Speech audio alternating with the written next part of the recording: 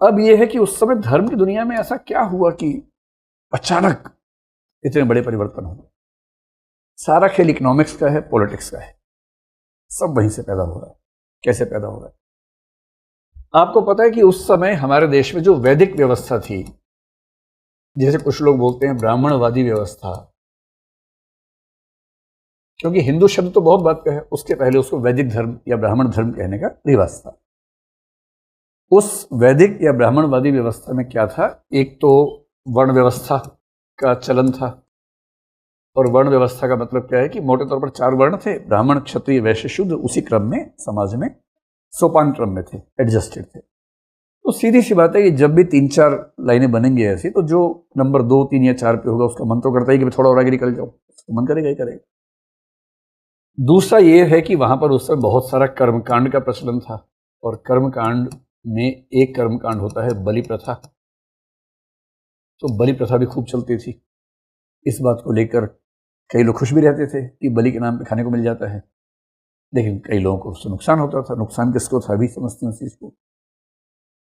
चौथी एक चीज आपने पता नहीं कभी गौर की है या नहीं की है, आपने ये सुना कि कैथोलिक और प्रोटेस्टेंट का झगड़ा हुआ था यूरोप के इतिहास में? सुना है?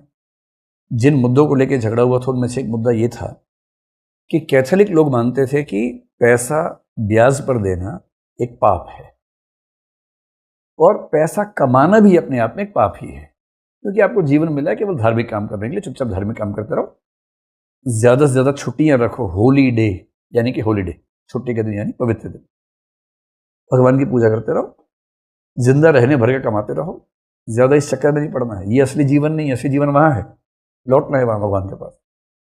प्रोटेस्टेंट लोगों ने कहा ना भाई ना, हम तो कमाएंगे, व्यापार भी करेंगे। उसके पहले हालत ये थी कि जो लोग व्यापार करते थे उनका समाज में इतना अपमान होता था, जो धनी होते थे उनका इतना अपमान होता था कि धन कमाने की, अमीर बनने की, समाज के आर्थिक योगदान में भूमिका निभाने की प्रेरणा खत्म हो जाती थी।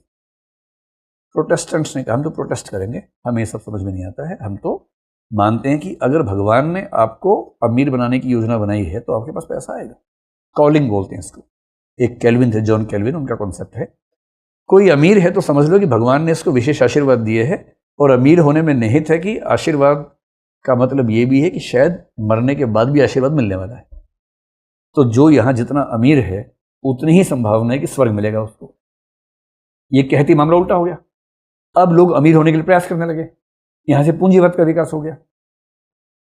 पारंपरिक व्यवस्था जो हमारे देश में थी उसमें यह था कि ब्राह्मण और क्षत्रिय ऊपर थे, यानी ज्ञान सबसे ऊपर है। जो सैनिक वाली प्रवृत्ति है, क्षत्रिय प्रवृत्ति है, क्षात्र धर्म है, वो नंबर 2 पे है। जो वणिक वृत्ति है, धन कमाने की वृत्ति है, वो नंबर 3 पे है, केवल शूद्र से ऊपर है, क्योंकि शूद्र तो बहुत बुरी स्थिति में है। और इसका मतलब ये हुआ कि जो धन कमाने वाला व्यक्ति है उसका बहुत ही अपमान था, धन का अपमान बहुत ज्यादा था।